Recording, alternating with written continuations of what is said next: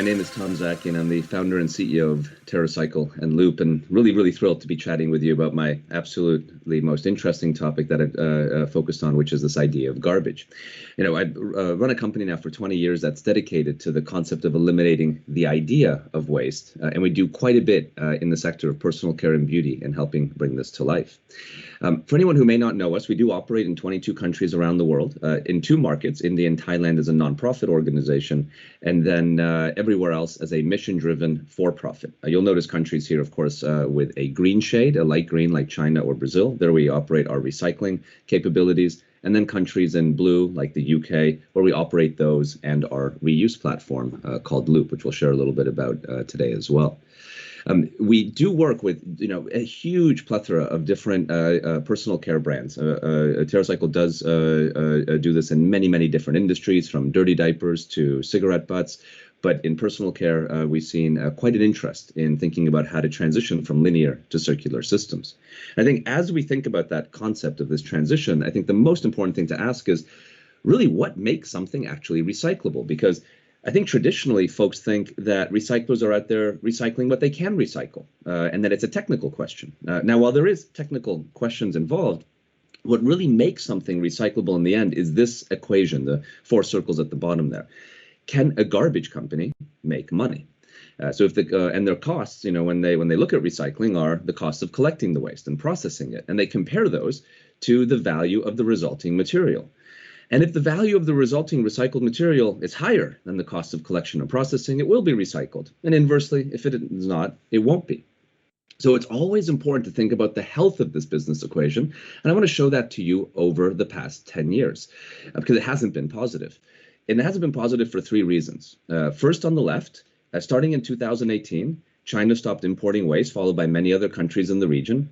And this meant that if you were a recycler in Essex or Auckland or Toronto, you lost 40% of your end markets overnight. Also, the quality of our packaging, as you can see on the right, is decreasing in the eyes of recyclers. When I mean quality, really I mean profitability. As packaging gets lighter, there's physically less material, and typically it gets more complex, which means more cost to access that diminishing material value, which is why the blue line shows you the actual rate of recycling for each of these pack forms. And you can see as you go from heavy to light in beverages, it crashes down. And then finally, because plastic is based on the price of oil, oil has a major effect, which is that orange line, which has been going down. Big dip in 2015, and then we had that temporary dip in COVID, though luckily that's recovered. And then when you add up all these trends, you can see they show up very clearly in the economics of recycling for a city. The teal-colored line shows you the city of Philadelphia. And in 2012, they were making a profit of $67 a ton on their traditional recyclables. But then look at what happened. 2015, oil prices drop. A year later, their revenue drops. 2018, China stops importing waste. And look at, again, the massive drop to today. They have to pay $105 a ton to see the same material recycled. So what the city of Philadelphia, as well as many other major cities are doing all over the world, not just the US, is reducing and scaling back recycling capability, not what should be happening, which is growing it. So as we think about linear systems, packages or products, basically that are after use, not able to be recycled, the first question, of course, is how do we get these collected and recycled?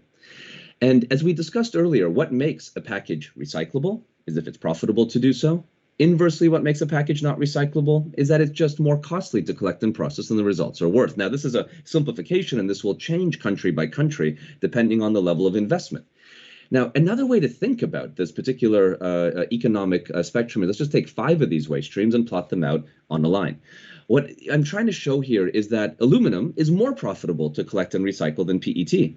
Something like polypropylene is right on the edge, and something like complex closures are more costly to recycle. So not all waste streams are created equal. Effectively, above the blue line, it is recycled. Below, it is not. So the things that can occur, and I think none of these are mutually exclusive, is from the left, EPR, extended product responsibility, can come in, and that will lower the blue line because of taxes that are implemented. It doesn't mean everything becomes recyclable. It just means things on the edge may become recyclable, and things that were already recyclable become more profitable to recycle. The middle option is increase the value in packaging. And this is a tough one because the trend in packaging is exactly the opposite. It's lightweighting. And then where we try to work is the third bucket, which is voluntarily fund the difference between what it really costs to collect and process the waste minus what it's worth. Now, to make this type of equation work, voluntary EPR, what is critical and the biggest lesson I've learned is we have to focus on generating more value to the stakeholder, say a brand, who's funding it, than cost. And in the case of personal care, we found value to be in three ways.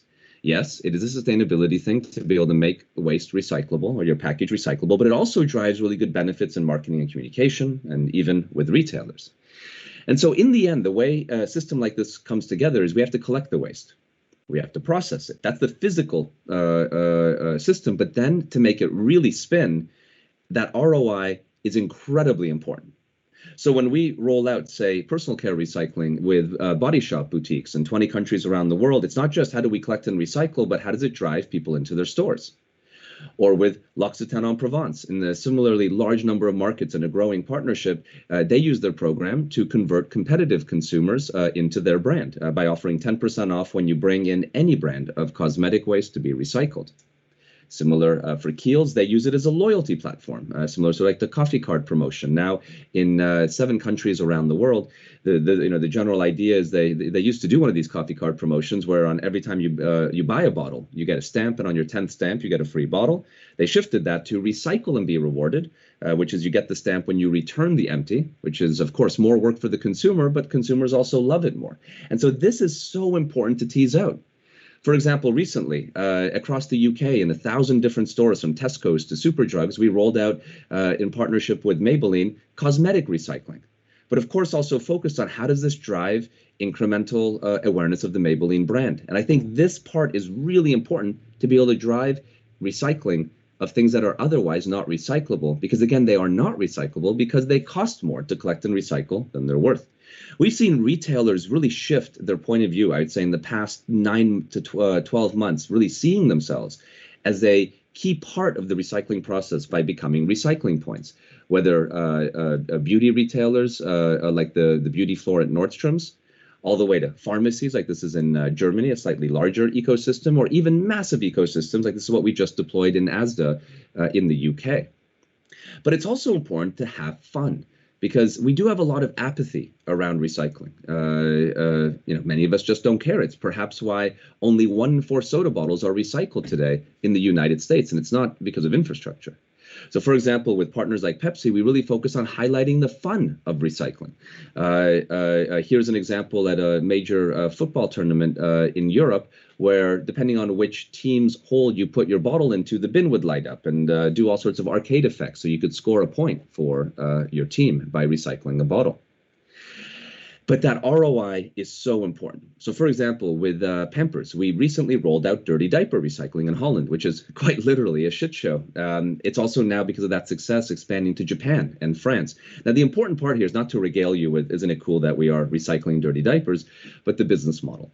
So these smart bins are located in front of either nurseries, B2B customers who shift their purchasing to Pampers, or retailers who will disproportionately promote Pampers, hopefully encouraging the consumer to buy Pampers versus a different brand. Then when a consumer accesses the bin via their phone and deposits any brand of dirty diaper, they get coupons into Pampers, hopefully encouraging market share shift for the consumer. And once the partner sees this, in that framing, in the framing of this is a way to drive business, then suddenly major investments in something like dirty diaper recycling can manifest. So in the end, to bring about personal care recycling at scale, as an example with L'Oreal, it's also really important to show how it's going to drive this, because then we can collect meaningful amounts of personal care waste and turn it into things like community gardens and so on. Now, this is just the beginning of this transition to a circular economy. You notice this is not quite a circle. You call it more like a fishhook or a corkscrew, because the packaging is collected and recycled typically into something else. So the next step, our second division, focuses on how do we help companies integrate waste back into their products, effectively make it from unique recycled materials. Now, the big white elephant in the room on recycled content. Well, first, the good news is that there are major commitments from most personal care companies to use large amounts of recycled content in their manufacturing process, which is absolutely fantastic. So that white elephant in the room I was referencing is, isn't it interesting then that when you see a manufacturer, whether an apparel manufacturer or a personal care manufacturer or a food manufacturer, use a plastic like PET, it is traditionally council-sourced beverage containers. Or if it's HDPE, it's also milk jugs that are the primary input. And these are the most used recycled polymers, say something like beverage containers with PET, and it's because it's the only plastic, recycled plastic, that behaves characteristically like virgin plastic. What I mean by that is characteristics of price, economics, and characteristics of performance. And now the white elephant in the room is there's simply not enough beverage containers collected, even if we collected 100% of them, to fuel the needs of all the manufacturers who want recycled content. In fact, if you're a personal care company and you use recycled content, it is incredibly unlikely that you're using personal care recycled content to make your package. You're likely using these beverage containers. And this is because we design our products from a virgin mentality and the characteristics of price and performance. And it leaves a lot of very important areas of the world deeply polluted. Our rivers, our oceans, our lakes, our natural environments, our Aboriginal communities, our inner cities, so on and so forth. Now, the real answer to this is we have to start designing not from a virgin mentality, but from a waste mentality. What can we make out of all this garbage that's horrendously polluting our environment? In the short term, though, the breakthrough we discovered is we can leverage the power of narrative as a way to solve for this. So, for example, one of our first projects with Head and Shoulders on this topic was looking at what you would, maybe colloquially call the dandruff of the sea. All this plastic that flows up onto our beaches, and then collect and set up a supply chain, collect it, process it, turn it into a pellet that became the world's first shampoo bottle made from ocean plastic at 25%. Now, the important part here again is the business model. By taking money out of the marketing spend and putting it over into the plastic, which is more premium and in fact even lower quality, which was why the bottle had to shift color from white to gray, this narrative of the polymer actually does more work than that marketing budget would have. And then folks follow, even retailers. Like in Japan, we just rolled out shopping baskets made from ocean plastic. Now, you will see next year personal care products made from Pride plastic or Natural Park plastic, even sporting event waste and rock and roll festival waste. Perhaps one of the most exciting projects, though also maybe one of the most sad, is that we are now cleaning up the top of Mount Everest, which is littered with oxygen tanks and heating elements. It turns out it's a landfill, like most places that humans touch, and working with a luxury Swiss watch company to take that material, collect it, and turn it into their watch. And you can imagine here a band made from the steel that is abandoned on the top of Everest is probably going to be perceived to be higher value than if that was made from solid gold. And this is the power of narrative. And I think this is incredibly strong in the personal care industry on what can be done by leveraging such a power. And this gets us to a circular economy based on recycling, perhaps the best thing to do with disposable products. Now, the question is that enough? And we believe that it is not. There's one more step we can take, at least, and I'm sure there's many more after that, which is how do we tighten the circle from a recycling-based circular economy to a reuse-based circular economy. And that's where our third division, Loop, comes in. Now, this division was created to affect this. Now, I think here the issue isn't actually the word plastic. This is a photo by Greenpeace, but the word single use. And so Loop is a multi-stakeholder coalition to address that very issue that went live at the World Economic Forum 2.5 years ago, in fact, with the global head of Greenpeace and folks like David, who run P&G, and Ramon, who run Pepsi, everyone together agreeing that what we need is a meaningful shift to reusable packaging away from disposable packaging. Now, when we think about reuse, the models of reuse that are today at hyperscale and work are what we would call pre-fill models, or models where the bottle is already filled and the consumer just returns the packaging. I mean, think about the entire beverage industry of Germany is on a model like this, or the entire beer industry of Canada, or our propane tanks for our barbecues all over the world, even our beer kegs, 5-gallon water. These are all massively scaled pre-fill systems. Now, the problem in these pre-fill systems is that they can't interact together. You can't take your beer keg to where you got your propane tank, and vice versa. So what we've found is that what we need is a platform for reuse, a platform where you can simply buy anywhere and return anywhere, making it as easy as possible to experience a reuse ecosystem while behaving and feeling like a disposable one. Now, since that launch 2.5 years ago, Loop has really moved quite quickly around the world. We are now live in the UK, Canada, France, and the US. launching in a few months in Japan, later this year in Australia, and early next year in Germany. And the dates you see here are when our retail partners, because many of them have already launched in store, when they're going live. They've already launched online, so when they're going live physically in store. Now, the idea of Loop is to learn from the past. Back in the day when we cobbled our shoes, we mended our clothes, we bought milk from the milkman. And in consumables, the package was treated as an asset because it was securitized by a deposit. So the organizations were financially motivated to make it long-lasting and durable. And then what happened? Disposability came onto the scene. And our packaging became not property of the manufacturer, but property of the consumer, which is odd because do we want to own a disposable package when there's no content inside? And when it becomes a cost, it also is something that we aim to diminish, as we do with any cost. And so is born that challenge I mentioned earlier, which is as packaging gets lighter, it becomes less recyclable. And perhaps, and I wonder, less delightful. I mean, would you prefer, in this example, the glass bottle the most, which is what statistically people prefer? And would you prefer the pouch the least, which is, again, statistically what people prefer the least? So the question on Loop became, how do we solve the unintended consequences of disposability, the waste crisis, and perhaps diminishing quality of packaging and products, while maintaining the virtues of affordability and convenience? And frankly, the solution was looking in our rearview mirror the entire time. Return packaging to be an asset securitized by a deposit, which allows only the depreciation of the package and the cost of cleaning to show up in the price versus the entire package as it is in single-use or disposable packaging.